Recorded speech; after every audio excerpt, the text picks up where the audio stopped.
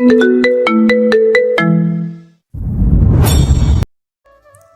Sir. বাহ তেহুর, উন্নতি হচ্ছে তাহলে, শুনে খুশি হলাম। এই ব্যাপারে আমাকে কেউ কিছু বললো না কেন? ধ্যাত, এসব ছোটোখাটো বিষয় না বলাটাই স্বাভাবিক। হৃদয় ভেবে নাদিয়ার উদ্দেশ্যে বলল, আমি লাগেজ ক্যারি করতে পারবো। তোমরা বরং আমার জন্য নাস্তা রেডি করো। আপনি নাস্তা করবেন স্যার? ঝুমার প্রশ্নে হৃদমের মেজাজ খারাপ হলো। আগে আই এম হিয়ারিং। এই চটপট আমার জন্য পরোটা, ডিম ভাজি আর আলুর দম রান্না করো। আমি ফ্রেশ হয়ে আসছি। কথাটা বলে হৃদম নিজের রুমে চলে গেল। দুপুরে লাঞ্চ করার সময় সবাই একত্রিত হলো। ফুলের অবস্থার উন্নতি হওয়াতে নিজের রুমে রেস্ট নিচ্ছে। রুমা, নাদিয়া আরও কয়েকজন সার্ভেন্টের সাথে মিলে খাবার সার্ভ দিচ্ছে। এরই মাঝে নিতম বলে উঠল, আজকে নতুন গেস্ট আসবে। ডিল কনফার্ম হলেই গোল্ডেন ট্রায়াঙ্গেল প্রজেক্টের ফার্স্ট স্টেপ অফিসিয়ালি সিল হয়ে যাবে। হৃদমের কথায় উপস্থিত সকলে খুব একটা অবাক হলো না। অনি আগ বাড়িয়ে বলল, পার্টির অ্যারেঞ্জমেন্ট করতে খুব একটা টাইম লাগবে না, তবে এই প্রজেক্টটা একটু ধীর গতিতে এগোচ্ছে বলে মনে হচ্ছে। উদ্যানের হস্তক্ষেপে পরিবেশ শান্ত হয়ে গেল। বিকালের দিকে ফুল ব্যালকনিতে দাঁড়িয়েছিল। শরীর মোটামুটি সুস্থ, একটু দুর্বলতা আছে, তবে বিশেষ সমস্যা হচ্ছে না। ব্যালকনি দিয়ে বাইরে সবুজাত অরণ্যের দিকে তাকিয়ে আছে ফুল। চোখের চাহনি নির্লিপ্ত, চুলগুলো অপরিপাটি। তাকে দেখে মনে হচ্ছে ভেতর থেকে ক্রমশ ভেঙে পড়ছে। আবেশ কেন এখন তাকে উদ্ধার করতে আসছে না? আর কতদিন সেসব সহ্য করবে? চোখের কার্নিশ বেয়ে দু ফোঁটা জল অহর্নিশ গড়িয়ে পড়ল। বুকের ভেতর প্রচণ্ড চাপ অনুভব করছে ফুল। কবে নাগাদ এই নরক থেকে মুক্তি মিলবে? এই একটা প্রশ্নের উত্তর খুঁজে খুঁজে ক্লান্ত সে। রিদম স্যার তো আমার তলব করেছেন, চলো আমাদের সাথে। নাদিয়ার কথায় পেছন ফিরে চাইল ফুল। রিদম স্যারকে? ফুলের প্রশ্নে নাদিয়ার চোখ বড় বড় হয়ে গেল। দ্রুত পায়ে এগিয়ে গেল ফুলের দিকে। তুমি রিদম স্যারকে চেনো না? আরে মাস্টারের পর তিনি আমাদের বড় স্যার। তাকে কি আমার চেনার কথা? এর আগে কি আমাদের দেখা হয়েছে? নাদিয়া ভেবে দেখলো ফুলের কথায় তো যুক্তি আছে। তা ঠিক, তবে তিনি তোমাকে দেখেছেন। ফুল অবাক গলায় বলল, কিভাবে? সকালে তুমি যখন লিভিং রুমে শুয়েছিলে তখন তোমাকে দেখেছিল সে। ফুল ধাঁধায় পড়ে গেল। এই বাড়িতে হচ্ছেটা কি সেটাই সে বুঝে উঠতে পারছে না। তারপর আবার নতুন কারোর আগমন। ফুল কিছু একটা ভেবে প্রশ্ন ছুড়ল, আচ্ছা, এই বাড়িতে যারা আছেন তাদের সাথে তেহজিব খানজাদার সম্পর্কটা কি? প্রশ্নটা শুনে নাদিয়ার মুখটা চুপসে গেল। তার এহেনে প্রতিক্রিয়ায় ফুলের মনে খটকা লাগলো।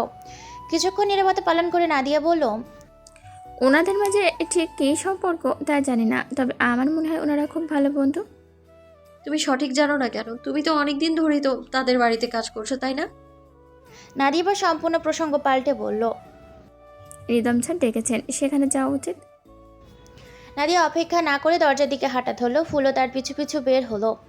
হৃদম নিজের রুমে বসে কিছু ফাইল চেক করছিল। চোখে চিকন ফ্রেমের চশমা, গায়ে অফ হোয়াইট রঙের টি শার্ট আর ট্রাউজার।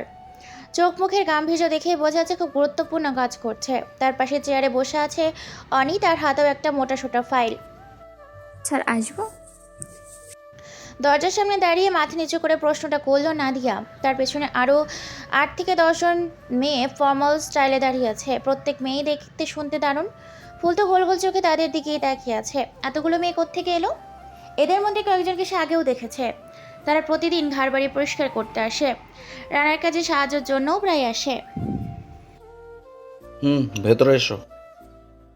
রিদমের অনুমতি পেয়ে ধীর পায়ে সবগুলো মেয়ে রুমে প্রবেশ করলো। তেহুর, পার্সোনাল মেড সামনে এসো। রিদমের সম্বোধনে ফুলের শরীর হিম হয়ে গেল। তাকে কেন ডাকছে? সে দাঁড়িয়েছিল একেবারে পেছনের সারিতে। বাকি সব মেয়ের সরে গিয়ে তাকে হাইলাইট করে দিল। একজন তার কাজ চেপে ধরে সামনের দিকে ঠেলে দিল। ফুল জড়সড় হয়ে দাঁড়িয়ে আছে। তৎক্ষণাৎ রিদম উঠে এসে তার সামনে দাঁড়ায়। লম্বায় রিদম 6 ফুট হবে হয়তো। তার সামনে ফুল 5 ফুট 4 ইঞ্চির। ফুলকে পিচ্ছি ঠেকছে। এই বাড়িতে উদ্যানের পর রিদমই এতটা লম্বা, বাকি সবাই এক একটা খাম্বা। তোমার পরিচয় দাও। রিদমের প্রশ্নে ফুল এবার চোখ তুলে রিদমের দিকে তাকায়। রিদমের চুলগুলো একটু কোকড়া টাইপের, একটু বড় হলেও উদ্যানের মতো কপাল ঢেকে নয়। গায়ের রং ফর্সা বলা চলে। ঠোঁটের কোণে বাঁকা হাসি। ফুলের সাথে চোখাচোখি হওয়া মাত্রই সেই হাসি যেন আরও প্রশস্ত হলো। Are you mute? ফুলের চোখের কোণে পানি জমলো। সে উত্তর দিতে আগ্রহী নয়, তবু ব্যাপারটা ঘেঁটে ফেলতে চাইছে না। আমার নাম ফুল। বয়স? 19। ফুল একটু বাড়িয়েই বললো, তার এখনো 19 বছর হয়নি, আরও 1 মাস পর হবে। Educated or uneducated? তার অযাচিত প্রশ্নে অনেক বিরক্ত হলো। এত জিজ্ঞাসাবাদ করছিস কেন? ব্যাপার কি? রিদম হাত গুটিয়ে দাঁড়ালো, একবার ফুলকে পা থেকে মাথা পর্যন্ত পরখ করে নিল। তেহুর পার্সোনাল মেইড বলে কথা, বিশদভাবে জানতে হবে না? জেনে কি করবি? বোঝার চেষ্টা করব তেহু নিজের পার্সোনাল মেডকে ঠিক কি কাজে ইউজ করছেন। ঘৃণায় ফুলের শরীর রেডি করে উঠল। এই বাড়ির লোকগুলোর চিন্তা ভাবনা, কথা বলার ধরন এত বিশ্রী কেন? তো বোকা ফুল কি পড়াশোনা করেনি? বোকা ফুল? ফুল এবার নড়ে চড়ে দাঁড়ালো। এ যে তাকে আর কি কি নামে ডাকবে কে জানে। আমি এবার এইচএসসি এক্সাম দিয়েছি। রেজাল্ট? দেয়নি এখনো। অনি এবার উঠে এসে রিদমের হাত ধরে তাকে অন্যদিকে নিয়ে গেল। অনির সাথে গেলেও রিদমের চাহনি ফুলের ওপরই স্থির। তুইও সোহমের মতো শুরু করে দিস না। কথা শুনে রিদম অবাক চোখে অনির দিকে তাকায়। মানে? আমি সংক্ষেপে বলছি, শোন। ফুল হচ্ছে তেহুর কাজিন, ওর ফুফোতো বোন। কিন্তু মেয়েটা তেহুকে সহ্য করতে পারে না। এক কথায় মেয়েটা হচ্ছে তেহুর জাতশত্রু। এত শত্রুতা কিভাবে এক্সপ্লেন করব জানি না। সেই শত্রুতার জের ধরেই মেয়েটাকে এখানে নিয়ে এসছে তেহু। রিদম মন দিয়ে অনির কথাগুলো শুনে বলল, বাহ, ভালো তো। তার মানে মেয়েটা আনরেস্ট্রিক্টেড, অনিলার মতো রেস্ট্রিক্টেড নয়। আমার রাইট? অনিলের কথা উঠতেই অনিল মুখবয় শক্ত হয়ে গেল। অনিলা আমার ওয়াইফ, ভালোভাবে কথা বলো। কুল, রেগে যাচ্ছিস কেন? আমি বলতে চাইছি মেয়েটা তেহুর শত্রু, মানে মেয়েটাকে কাজে খাটালে তেহু রিয়াক্ট করবে না। কি করতে চাইছিস তুই? রিদম আর চোখে ফুলের দিকে তাকালো। ফুল তো ভয় সংযোগ ঠেলায় ওনার এক প্রান্ত খামচে ধরে রেখে। মেয়েটাকে ঠিকঠাক ইউজ করব। কথাটা বলে রিদম পুনরায় ফুলের সামনে এসে দাঁড়ায়। মাথার কাপড় সরাও। ফুল তাজ্জব বনে গেল। রিদম এবার বিরক্ত হলো। কানে কম শোনো, কাপড় সরাও দেখি। রিদম চোখ দিয়ে ইশারা করতেই পাশে দাঁড়িয়ে থাকা একজন মেয়েড ফুলের মাথা থেকে কাপড়টা সরিয়ে দিল।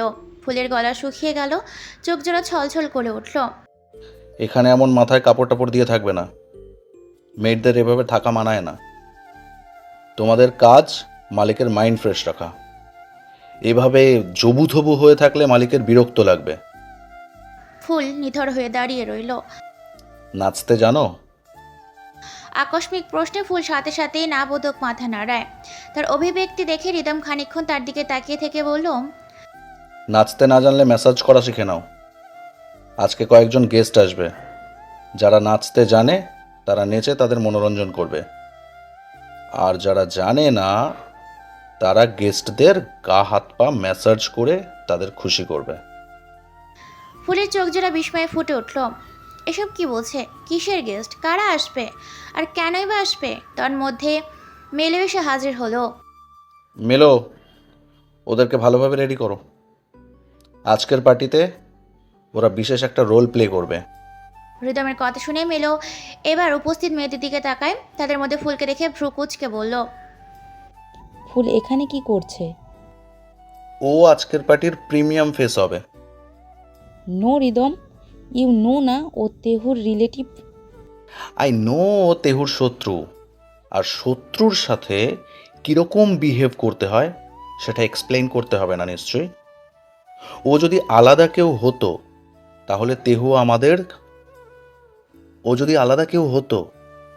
তাহলে তেহু আমাদের কাছে সেটা ক্লিয়ার করে দিত। অবশ্য তেহুর থেকে এসব আশা করাটাও বাড়াবাড়ি। ও নাকি নিজের মেয়েটাকে শত্রু হিসাবে পরিচয় করিয়ে দিয়েছে। তাহলে সমস্যাটা কোথায়? এ নিয়েও আজকের জন্য একদম পারফেক্ট। ফুল ঠোঁট চেপে মেলোর দিকে তাকালো। মেলো একটা শ্বাস ফেলে রাজি হয়ে গেল। এমনিতেও তেহুর শত্রু হওয়াটা মস্ত বড় অভিশাপ। ফুল যত তাড়াতাড়ি এসবের থেকে নিজেকে মানিয়ে নেবে ততই ভালো। এক এক করে সবাই রুম থেকে বেরিয়ে গেল। ফুলও টালমাটাল পায়ে হেঁটে চলছে। হাঁটার গতির সাথে তাল মিলিয়ে তার এলোমেলো চুলও ঢেউ খেলছে। এরই মাঝে তার গলায় থাকা প্রেজারে সবুজ বাতি জ্বলে উঠল। ফুল বুঝতে পারলো তার ডাক পড়েছে। আজকে এই প্রেজার যুক্ত নেকলেস পরানো হয়েছে তাকে। তাকে শুধু উদ্যানের কল করতেই পারবে, কারণ তাকে উদ্যান নিজের পার্সোনাল মেড হিসেবে পরিচয় করিয়ে দিয়েছিল। ফুল রাস্তা পরিবর্তন করে উদ্যানের রুমের সামনে এসে দাঁড়ালো। দরজা খুলেছিল। নক করা মাত্রই ভেতর থেকে গম্ভীর কণ্ঠে ভেসে আসে। Come in. দরজালে ভেতরে প্রবেশ করলো ফুল। তানের দেখভাল করতে বলেছিলাম, তা না করে নিজেই অসুস্থ হয়ে পড়ে আছে। তানের দুপুরে মেডিসিনগুলো মিস হয়ে গেছে, সেই খবর আছে? সামনে ডেস্কের ওপর বসে থেকে উদ্যান ল্যাপটপে কিছু করছে। অন্য সময় হলে ফুল হয়তো চোখ বাঁকিয়ে দেখার চেষ্টা করতো উদ্যান কী করছে, তো আজ সেসব দেখার আগ্রহ নেই। সে ধীর পায়ে টেবিলের ওপর থেকে মেডিসিন সংগ্রহ করে উদ্যানের সামনে এসে দাঁড়ায়। তার উপস্থিতি টের পেয়ে উদ্যান স্কিন থেকে চোখ সরিয়ে তার দিকে তাকালো। হোয়াট? হাতে থাকা মেডিসিনগুলো উদ্যানের দিকে এগিয়ে দিল ফুল। এদিকে উদ্যান তো ফুলের দিকে তাকিয়ে থমকে গেছে। বর্বরের তুলনায় ফুলের চেহারায় ফোলা ফোলা লাগছে। গালজোড়া আর নাকের আভাগুলো লাল হয়ে আছে। ওনারা সাধারণভাবে বুকের ওপর জড়ানো।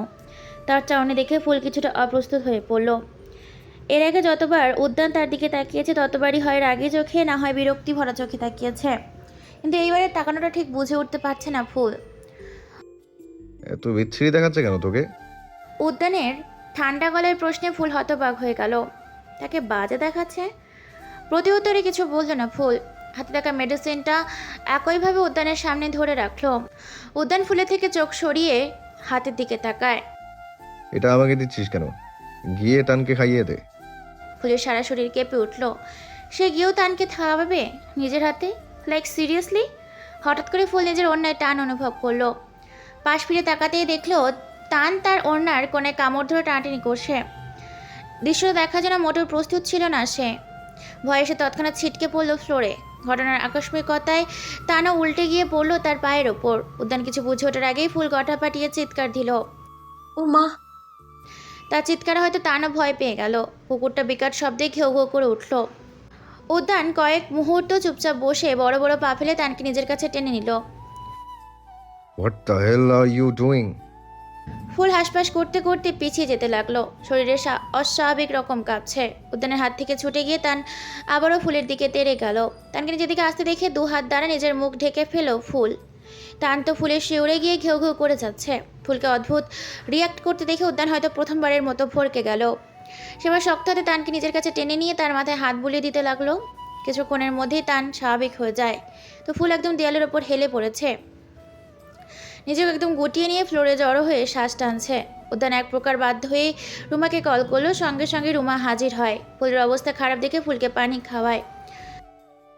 তোর সাইনোফোবিয়া আছে? উদ্যানের প্রশ্নে ফুল উপর নিচে মাথা নাড়ায়। স্বীকার করা ছাড়া যে আর কোনো পথ নেই।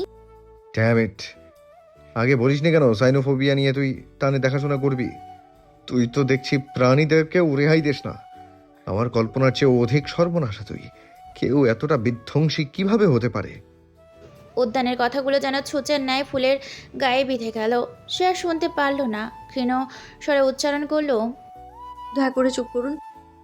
উদ্যান আরো ক্ষিপ্রতার সহিত বলে উঠল, চুপ করব? তানের কত বড় ক্ষতি হয়ে যেতে পারতো তোর ধারণা আছে? তানের হার্টে সমস্যা আছে। কিছুদিন আগে ওর হার্টে মেজর সার্জারি করা হয়েছে। ফুপিয়ে কেঁদে উঠল ফুল। সে কি ইচ্ছে করেই কিছু করেছে? সে নিজেই তো ভয় পেয়ে গিয়েছিল। আমি ইচ্ছে করে করিনি। তানকে হার্ট করার উদ্দেশ্য আমার ছিল না। উদ্যানের চোখ রক্তিম বর্ণ ধারণ করলো। কাঠখোট্টা গলায় বলে উঠল, ভেনমের উপস্থিতি যেখানে মৃত্যু ঘটাতে যথেষ্ট, সেখানে ভেনম বলছে সে ইচ্ছাকৃত করেনি। ভেনমের উদ্দেশ্য যাই হোক, পরিণাম সবসময় মৃত্যুই হয়। ভুলটা আমারই ছিল যে আমি তোর মতো ভেনমকে তানের দেখাশোনার দায়িত্ব দিয়েছি। বলে গিয়েছিলাম তুই শুধু ধ্বংস করতে জানিস, রক্ষা করা তোর ধর্ম নয়। তবে আমিও তোকে ধ্বংস করেই থামবো। আমার বুকের অরণ্যে যে আগুন জ্বলছে, সেই আগুন তোকে ছাই না করা পর্যন্ত নিভবে না। ফুলের বুকের ভিতর ধক করে উঠল। পুরো শরীর হসা রয়ে এলো। তানের ধারের কাছেও আর আসবি না তুই। যা এখান থেকে। হাতের উল্টো পিঠ দিয়ে চোখ মুছে ফুল উঠে দাঁড়ায়। এক মুহূর্ত অপেক্ষা না করে ব্যস্ত পায়ে রুম ত্যাগ করলো। তার সাথে সাথে রুমাও চলে গেল।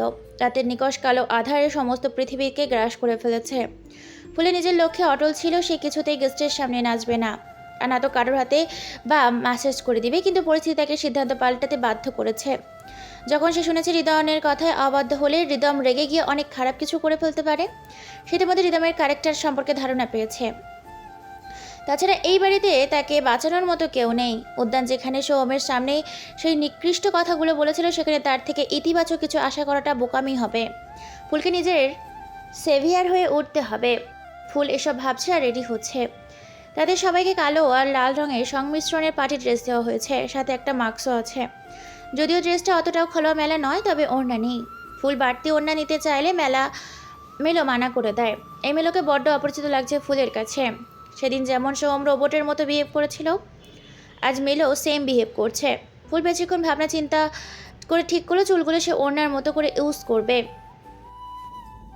তুমি তো ডান্সার, মাসাজ করার ডিসিশন নেওনি নিশ্চয়ই? মেলোর প্রশ্নে ফুল মাথা নেড়ে বলল। শুধু তো নাচতেই হবে, তাই না? মেলোর উত্তর দিল না, শুধু কিছুক্ষণ ফুলের দিকে তাকিয়ে রইল। নিস্তব্ধ রাত, সোলার আসান্সের রূপটপ টেরেসের ওপর যেন অন্য জগৎ। সোনালি নীল আলোকসজ্জায় সাজানো রূপটপ, চকচকে গ্লাস টেবিলে স্ক্রিটালের ডিরেকশন, মাছ বরাবর গ্লাসের সাম্পের চাওয়ার আলো প্রতিফলিত করে চারপাশকে আরও ঝকঝকে করে তুলেছে। ছাদের একপাশে বসানো স্পেশাল ভিআইপি টেবিলে বসে আছে উদ্যান। তার চারপাশে বৃত্তকারভাবে বসে আছে হৃদম, অনিল, লুহা, সোহম আর মেলো। ঘড়ির কাঁটা 12টা। অপরপক্ষের প্রতিনিধি সোনালি কলমে সই করলো ডিলের কাগজে। মুহূর্তে পুরো ছাদ কলতারিতে মুখরিত হলো। Late cheers. অনেক গ্লাস উঁচিয়ে বলল, সঙ্গে সঙ্গে টেবিল জুড়ে গ্লাসের ঠোকাঠুকি শব্দ, সাম্পেনের ফেনা আর উল্লাসের ছেয়ে গেল। তন্মধ্যে আলো নিভিয়ে মৃদু আলো ছড়িয়ে পড়ল। টেরেসের একপাশে ভারী কালো পর্দা সরে গিয়ে মঞ্চ উন্মোচিত হলো। সাউন্ড বক্সে বেজে উঠল একটা গম্ভীর রস্যমতো লালিত বীজ। একে একে মঞ্চে উঠল মার্কস পারফরমেন্সরা। লাল কালো সিল্কি পোশাকে তাদের প্রতিটি ভঙ্গি যেন আঙ্গুরের মতো ঝলক দিচ্ছে চারপাশে। মাঝখানে একজন পারফরমেন্স অন্য সবার চেয়ে সামান্য ভিন্ন, যদিও মাস্ক দিয়ে আবৃত চেহারা চেনার উপায় নেই। তবুও উদ্যানের চোখ জোড়া আটকে গেল মেয়েটির ওপর। মেয়েটির খোলা চোলগুলো যেন তাকে সবার থেকে আলাদা করে দিচ্ছে। উদ্যানের শীতল অনুভূতিহীন চোখ ধীরে ধীরে গেঁথে গেল সেই পারফরমেন্সের শরীরে। মেয়েটির হাতের অঙ্গভঙ্গি, পায়ের ছন্দ, সবকিছু গভীর চোখে পর্যবেক্ষণ করছে মনস্টারটা। টেকলা ভর্তি গ্লাসটা ঠোঁটে চেপে ধরেও এক ফোঁটা গিলতে পারল না। ঠোঁটের কোণে জমে রইল শূন্যতা। চার চোখে বিস্ময় নেই উল্লাস, বরং এক অদ্ভুত শীতলতা।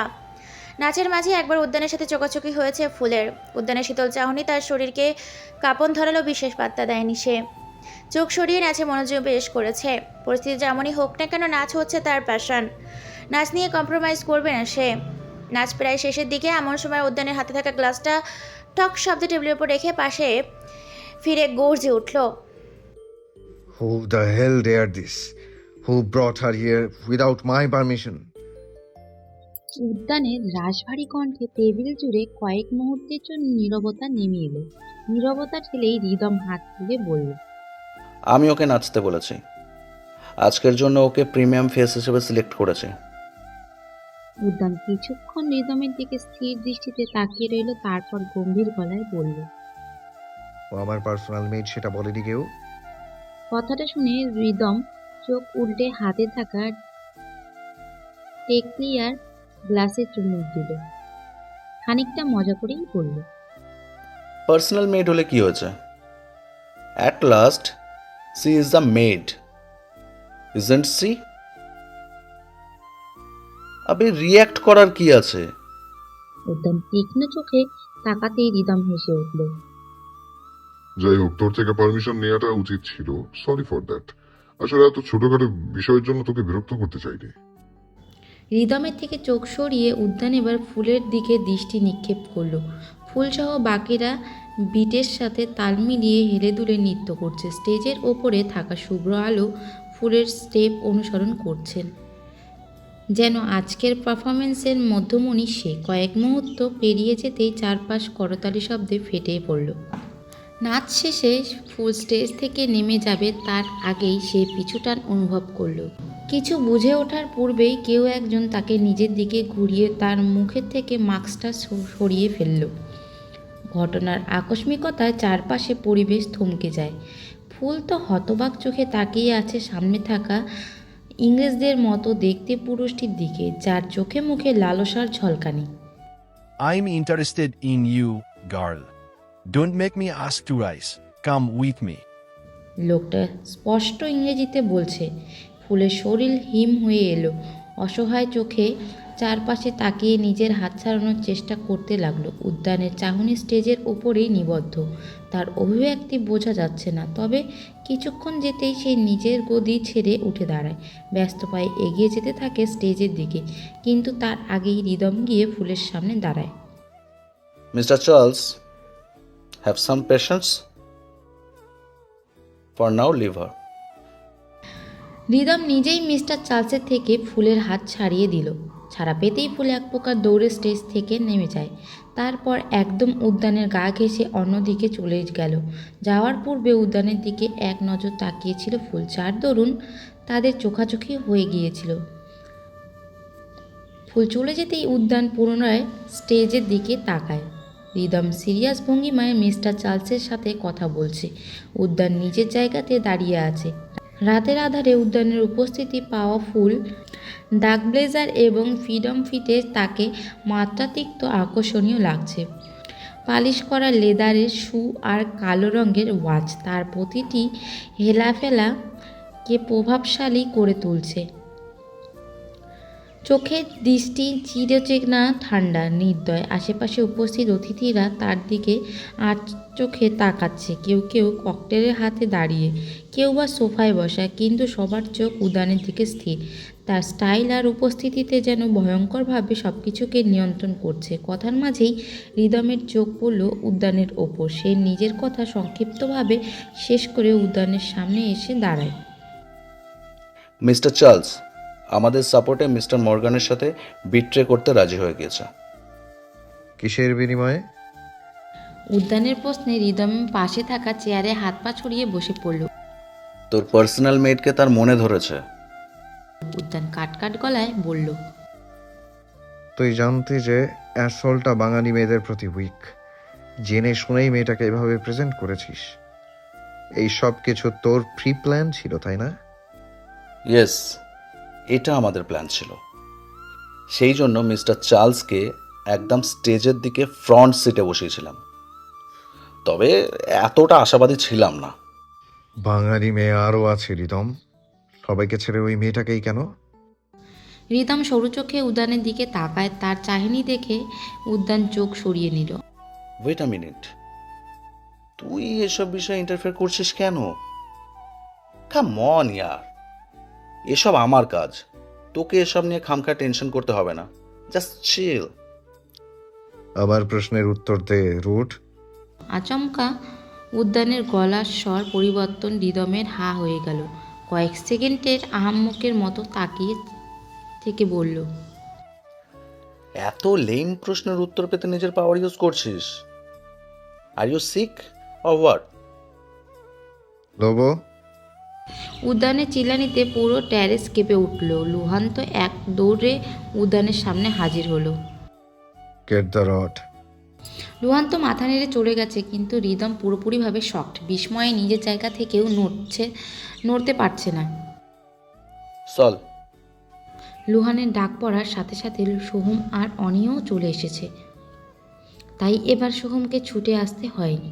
সে স্বাভাবিক গতিতে দু পা সামনে এসে মাথা নিচু করে দাঁড়ালো। Bring rod with me. কথাটা বলেই উদ্যান গটগট পায়ে ট্যারেস থেকে নেমে যেতে উদ্যত হলো। তার পিছু পিছু সোহম রিদমকে টেনে টুনে নিয়ে যাচ্ছিল। যদিও রিদমকে নিয়ে যেতে বেশি শক্তি ব্যয় করতে হচ্ছে না, সে নিজের থেকেই সোহমের সাথে চলে যাচ্ছে।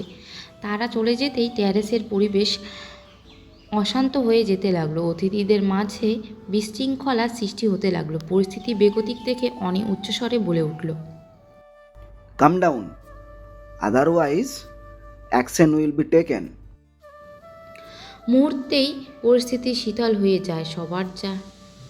সবাই যার যার জায়গাতে বসে নিজেদের মতো এনজয় করতে শুরু করে। রুমা এতক্ষণ যাবৎ একজন গেস্টের ঘাড় ম্যাসাজ করে দিচ্ছিল। সে নাচতে জানে না বিধায় তাকে এভাবে গেস্টদের আপ্যায়ন করতে হয়। নাদিয়া অবশ্য নাচতে জানে। ফুলের সাথে নাদিয়াও স্টেজে নাচ পরিবেশন করছে। পুরো ঘটনাটাই রুমা নিগুড় চোখে পর্যবেক্ষণ করছে। যদিও সে উদ্যানের কর্মকাণ্ডের অবাক হয়নি। এসব উদ্যানের ন্যাচারাল বিহেভ। প্রায় বাকিদের ওপর চিল্লাচিল্লি করে নিজের রাগ ঝাড়ে। বেশিরভাগ ক্ষেত্রেই উদ্যান অসন্তুষ্ট থাকলে এমন বিহেভ করে, আর উদ্যানের অসন্তুষ্ট হতে সময় লাগে না। You slut, do the message properly. Don't you have any strength in your hands? হঠাৎ ধমকে রুমা কেঁপে উঠল। সঙ্গে সঙ্গে চেয়ারে বসে থাকা মধ্যবয়স্কী গেস্ট রুমার হাত ধরে ফেলল। Remove the mask. কথাটা শুনেই রুমা কাঁপা কাঁপা হাতে মাস্ক সরিয়ে ফেলল। তার চেহারাটা দেখা মাত্র গেস্টের মুখ কুঁচকে গেল। বিকৃত গলায় বলল, You are so ugly. Put the mask back on. Ruma নিস্তেজ চোখে ঘাস আবৃত মেঝের দিকে তাকিয়ে রইল। ঠোঁট চেপে মনে মনে বলল, হ্যাঁ, আমি কুৎসিত। আপনাদের মতো নিকৃষ্ট প্রাণীদের চোখে কুৎসিত হওয়াটাও সৌভাগ্যের। এতটা কুৎসিত হওয়ার পরেও কেন জীবনটা কীর্ণ হলো? যেখানে মেয়ে হয়ে জন্ম নেওয়াটাই দুর্ভাগ্য, সেখানে স্রেফ কুৎসিত হওয়াটাও পর্যাপ্ত নয়। একটা তপ্ত শ্বাস ফেলে রুমা পুনরায় মাস্ক পরে নিল। দোতলার গোপন সুড়ঙ্গের পথ ধরে আন্ডারগ্রাউন্ড বাংকারের এসে থামল উদ্যান। সেখানে থাকা একটা সিংহাসনের আকৃত গদিতে আয়েসি ভঙ্গিতে বসে পড়ল। চারদিকে গলা চেপে ধরার নিস্তবতা বিরাজ করছে। রিদমকে সামনের কাঠের তৈরি চেয়ারে বসানো হয়েছে। একপাশে লুহান সেই চিরচেনা লাঠি হাতে দাঁড়িয়ে আছে, আরেক পাশে সোহম। তার মুখবয়ব দারুণ কঠোর। লুহানের দিকে হাত বাড়াতেই লুহান উদ্যানের হাতে লাঠিটা তুলে দেয়। লাঠিটা হাতে নিয়ে উদ্যান খানিকটা ঝুঁকে বসল। হাত এগিয়ে দে। রিদম বিচলিত হলো না, চোখ বন্ধ করে একটা শ্বাস ফেলল। তারপর ধীরে সুস্থে উদ্যানের দিকে হাত এগিয়ে দিল। উদ্যান প্রবল বেগে লাঠিটা দ্বারা আঘাত করতে যাবে, তখনই রিদম বলে ওঠে, যত ইচ্ছা মার, স্যাটিসফাই হতে পারবি না, কারণ তোর অসন্তুষ্ট হওয়ার পেছনে কারণটা ভিন্ন। উদ্যানের হাত থেমে গেল। রাগে ফুঁসতে ফুঁসতে রক্তিম চোখে তাকালো রিদমের দিকে। তুই আমাকে মারছিস কারণ আমি মেয়েটাকে অন্য কারোর সামনে প্রেজেন্ট করেছি, am I right? উদ্যান গর্জে উঠল, no, you are wrong. First of all, আমার থেকে পারমিশন না নেওয়াটা তোর ভুল ছিল। লাস্ট, তুই আমার প্রশ্নের উত্তর না দেওয়ার সাহস দেখিয়েছিস। রিদমের ঠোঁটের কোণে স্ফীত হাসি ফুটে উঠল, যা দেখে সোহম মনে মনে রিদমকে বকা দিল। শালার শরীরে জ্বালা উঠছে, মায়ের না খাওয়া পর্যন্ত এই জ্বালা কমবে না। তুই মিথ্যা কথা বলছিস। তুই মেয়েটার প্রতি উইক হয়ে পড়েছিস, সেই জন্যই এত রিয়্যাক্ট করছিস। রিদমের কথার প্রতিক্রিয়ায় মারাত্মকভাবে ফুটে উঠল উদ্যানের মুখশ্রী। ক্রোধে বশবর্তী হয়ে উদ্যান হিংস্র সিংহের ন্যায় গর্জে উঠল। ঘাড়ের রগ আর চোয়াল শক্ত হয়ে দৃশ্যমান হলো।